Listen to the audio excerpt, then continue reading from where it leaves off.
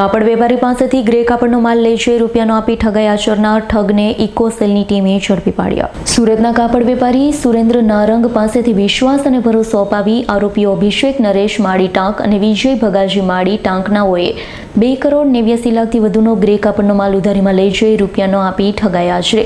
આ મામલે વેપારી સુરેન્દ્ર નારંગે ક્રાઇમ બ્રાન્ચની ઇકોસેલમાં ફરિયાદ નોંધાવતા ઇકોસેલની ટીમે બંને ઠગ અભિષેક માળી ટાંક અને વિજય માળી ટાંકને અમદાવાદ ખાતેથી ઝડપી પાડ્યા છે।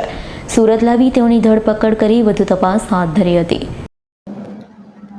સુરત શહેર એ ટેક્સટાઇલના વ્યાપાર માટે ભારતભરમાં જાણીતું છે અને સમગ્ર ભારતમાંથી વેપારીઓ અહીંયા ટેક્સટાઇલનો વ્યાપાર માટે આવતા હોય છે।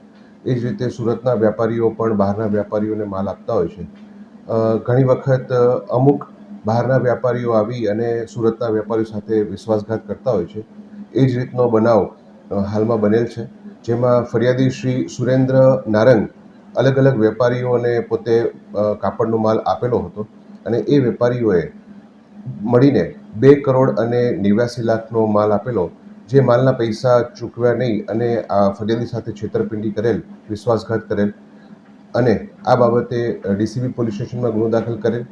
જે આરોપીઓ પૈકી આરોપી અભિષેક માળી અને વિભાજી માળીને અત્રે ધરપકડ કરવામાં આવેલ છે અને આગળની તપાસ ચાલુ છે। Bureau report S9 news Surat. અમારી તમામ માહિતીથી અપડેટ રહેવા માટે જોડાયેલા રહો S9 ન્યૂઝ સાથે।